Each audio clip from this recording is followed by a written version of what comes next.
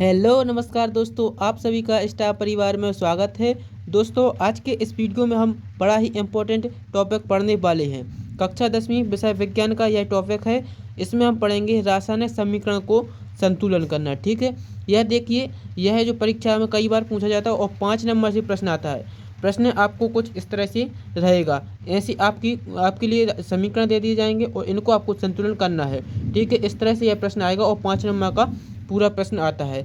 तो हमें आज बिल्कुल एक ट्रिक के माध्यम से इनको सीखना है, कैसे इनको हल करते हैं। ठीक है, संतुलन इनको कैसे करते हैं वो हम आज देखने वाले। तो आपको बिल्कुल शुरू लास्ट तक पूरा वीडियो देखना है। तो देखिए, जैसे हम सबसे पहले यह समीकरण देखते हैं।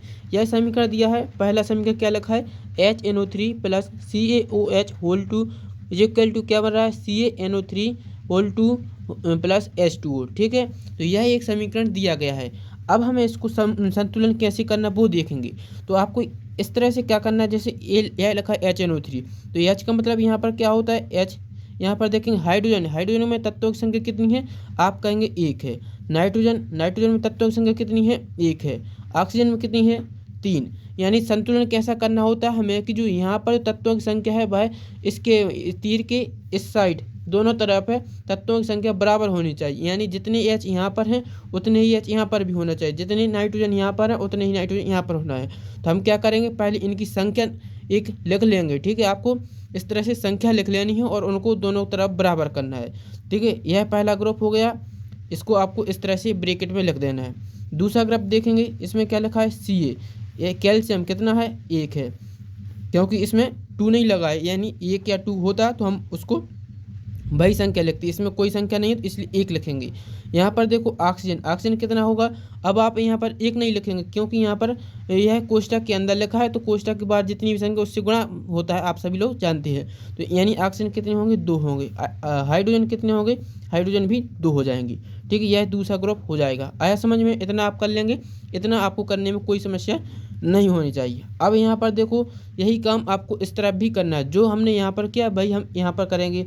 जैसे आप कहिए कैल्शियम कितना है, तो आप कहेंगे 1 है। ठीक है, नाइट्रोजन कितना है, तो आप कहेंगे 2 है। 1 नहीं करना क्योंकि यहाँ पर कोष्ठक में लगा है, इसलिए कोष्ठक में के अंदर जो भी संख्या होगी वह उससे गुणा हो जाएगा। 2 से गुणा करेंगे 2 हो जाएगा। ऑक्सीजन है, यहाँ पर 3 है, तो 3 नहीं बताएंगे, तो 2 से गुणा करके बताएंगे, 3 दूनी 6 हो जाएगा। ठीक है, यह एक ग्रुप हो गया। अब दूसरा ग्रुप लिखेंगे। दूसरे ग्रुप में देखिए हाइड्रोजन कितना है, तो आप कहेंगे 2। ऑक्सीजन कितना है, आप कहेंगे 1। ठीक है, आपको इतना काम करना है, पहले काम। ठीक है, इतना आप कर लेंगे। अब आपको करना क्या है वो देखिए। जैसे यहाँ पर लिखा हाइड्रोजन की संख्या कितनी है, 1। और इस वाले ग्रुप में देखेंगे हाइड्रोजन कहाँ पर, यहाँ पर, इसमें संख्या कितनी है, 2 है ना, 2। तो अब क्या करेंगे, अब हमें इनको बराबर करना है। तो बराबर कब होंगे, जब हम इस पूरे ग्रुप को 2 से गुणा कर दें, क्योंकि यहाँ पर हाइड्रोजन 2 है। तो हम यहाँ पर किससे गुणा कर देंगे, 2 से गुणा कर देंगे। तो यहाँ पर देखो हाइड्रोजन कितने बन जाएंगे, 2 हो जाएंगे। नाइट्रोजन कितना हो जाएगा, इसमें 2 एकम 2, और ऑक्सीजन 2 से गुणा करेंगे तो कितना हो जाएगा, 2 3 6। अब हाइड्रोजन तो क्या हो गया, हमारे बराबर हो गए, दोनों तरफ हो गए कि नहीं। हाइड्रोजन यहाँ पर भी 2, यहाँ पर भी 2। अब दूसरे नंबर क्या लिखा, नाइट्रोजन की अभी ये वाली संख्या नहीं देखेंगे क्योंकि हमारी जो नई संख्या बनी वो ए रहेगी। तो नाइट्रोजन की संख्या हो जाएगी 2, तो यहाँ पर भी नाइट्रोजन 2 है। ठीक है, ये भी बैलेंस हो गया। ऑक्सीजन कितनी संख्या, 6। ऑक्सीजन की संख्या यहाँ पर भी 6 हो गई। अब इस वाले ग्रुप को देखो, कैल्शियम इसमें कितना है, 1, तो यहाँ पर भी कैल्शियम 1 ही है। ऑक्सीजन कितना है यहाँ पर, 2, तो यहाँ पर केवल कितना है, 1।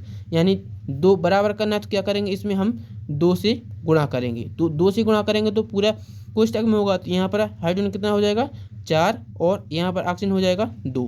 ठीक है, इतना समझ गए। अब देखो यहाँ पर हाइड्रोजन संख्या 4 हो गई है, तो यहाँ पर क्या हो जाएगी, यहाँ पर देखो कैल्शियम 1 पहले से ही था। ऑक्सीजन कितने हो गए, ऑक्सीजन 2 हैं, इसमें भी ऑक्सीजन 2 हो गए। अब ये वाली संख्या नहीं देखना, गुणा करने के बाद वाली देखते हैं। तो ऑक्सीजन संख्या इसमें कितने हो जाएगी, 2 हो जाएगी। हाइड्रोजन कितने, 2, और यहाँ पर कितने होंगे, 4 हाइड्रोजन यहाँ पर है और 2 हाइड्रोजन यहाँ पर है। तो हाइड्रोजन भी बराबर हो गए हैं, आप गिन सकते हैं। देखो हाइड्रोजन 2 यहाँ पर और 2 यहाँ पर, तो कितने हो जाएंगे, 4, और यहाँ पर भी 4। आपको करना क्या है कि दोनों इन तत्वों की संख्या इस वाले तीर की इस साइड और तीर की इस साइड दोनों तरफ है जो बराबर करनी है। तो इस तरह से आप यदि हम गुणा कर देंगे तो यह बराबर हो जाएगी। बस आपको यही जो हमने किया वह एक समीकरण के रूप में लिख देना है। जैसे पहले ग्रुप में हमने किससे गुणा किया था, 2 से, तो यहाँ पर क्या बनेगा, 2HN। ठीक है, HNO3 पहला ग्रुप यही था। इसमें हमने किससे किया, 2 से गुणा किया, तो यह बन जाएगा। ठीक है, अब दूसरा ग्राफ लिखेंगे, इसमें किसी से गुणा भी नहीं किया तो हम जो कहते हैं लिखेंगे, यानी CaOH होल ट्वाइस। ठीक है, फिर तीर का निशान लगाएंगे। अब इसमें हमने किससे गुणा किया, पहला ग्रुप ए है ना, इसमें हमने किसी भी संख्या से गुणा नहीं किया तो यह जैव क्वेश्चन रखेंगे, तो CaNO3 होल ट्वाइस। ठीक है, प्लस H2O, इसमें हमने किससे गुणा किया था, आप कहेंगे 2 से गुणा किया था, तो इसके लिए हम क्या आगे लिख देंगे 2। आप चाहे कोष्टक लगा के भी 2 लिख सकते हैं या फिर इस तरह से भी लिखना है आपको। ठीक है, 2H2O लिख देना था। ठीक है, तो यह इसका समीकरण बनेगा। आप इतना समझ चुके हैं, आप इस वीडियो पहले प्रश्न में ही आप 50% सीख चुके हैं। अब अगले प्रश्न एक और करते हैं तो आपको पूरा समझ में आ जाएगा। ठीक है, तो हम जल्दी से दूसरा समीकरण लिख लेते हैं। चलिए तो हम शुरू करते हैं। अब हमने दूसरा समीकरण लिख लिया है, यह अभी असंतुलित है, हम इसको संतुलन करके बताते हैं। ठीक है, तो यहाँ पर आपको क्या करना है, इनके तत्वों की संख्या गिनना है। जैसे सोडियम यहाँ पर कितना है, आप कहेंगे 1, जैसा हमने पहले प्रश्न में पहले समीकरण किया वैसा ही इसमें भी करना है। ऑक्सीजन कितना हो जाएगा यहाँ पर 1, हाइड्रोजन कितना है 1। ठीक है, यह पहला ग्रुप हो गया। अब दूसरा ग्रुप देखेंगे, इसमें हाइड्रोजन कितना है, आप कहेंगे 2। ठीक है, सल्फर कितना है, इसमें 1 है। ऑक्सीजन कितना है 4 हो जाएंगे, ऑक्सीजन इसमें कितने हैं 4, यह दूसरा ग्रुप हो गया। अब तीर के साइड देखेंगे, सोडियम कितना है 2 और सल्फर कितना हो जाएगा यहाँ पर 1, ऑक्सीजन कितना है, आप कहेंगे कि 4। ठीक है, यह पहला ग्रुप हो गया। अब इसमें देखो हाइड्रोजन कितने हैं 2, ऑक्सीजन कितना है 1। ठीक है, यह दूसरा ग्रुप हो गया। अब हम क्या करेंगे, इनको बैलेंस करेंगे, यानी इनके तत्वों की संख्या और तीर की इस साइड जो तत्व हैं उनकी संख्या बराबर करेंगे। देखो पहला क्या लिखा है, सोडियम संख्या इसमें कितनी है 1 और यहाँ पर सोडियम संख्या कितनी है 2, तो यानी पहला काम क्या करेंगे, हम इस वाली में 2 से गुणा करेंगे। आया कुछ समझ में? यदि आपको समझ में आ रहा है तो आपको कमेंट में बताना भी है कि आपको समझ में आया कि नहीं, और आपको नहीं भी आ रहा, कहीं भी कोई परेशानी है तो आपको वो कमेंट भी करना है, तो हम आपको अच्छे से समझाएंगे। ठीक है, तो यहाँ पर आपको क्या करना है, संख्याओं को देखना है, यहाँ पर दोनों तरफ बराबर करनी है। संख्या इसमें 1 है और यहाँ पर 2, यह बराबर कब होगी, जब हम इसमें 2 से गुणा कर देंगे। 2 से गुणा करेंगे तो यह पूरे कोष्टक में होगा, यानी सोडियम कितने हो जाएंगे 2, ऑक्सीजन कितना हो जाएगा 2, हाइड्रोजन कितना हो जाएगा 2। आया समझ में?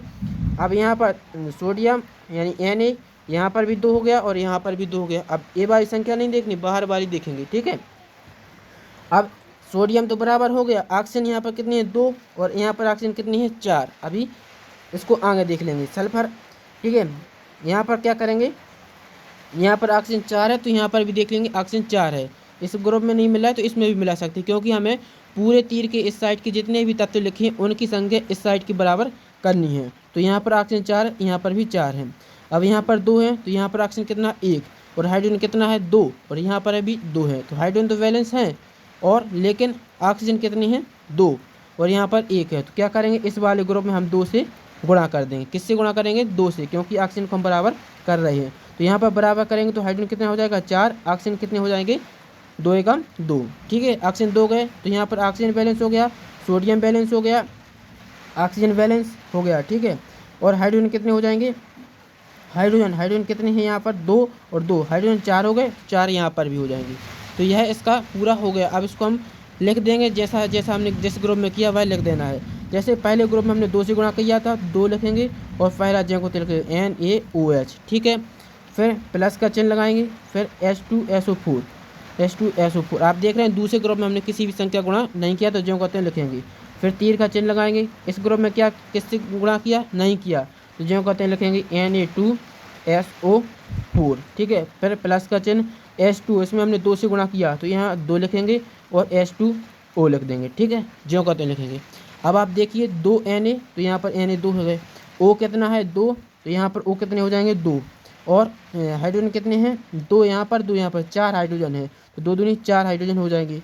ठीक है, सल्फर कितना है 1, ऑक्सीजन कितना है 4। ठीक है, हो गया बैलेंस। तो इस तरह से हम समीकरण को संतुलन करते हैं।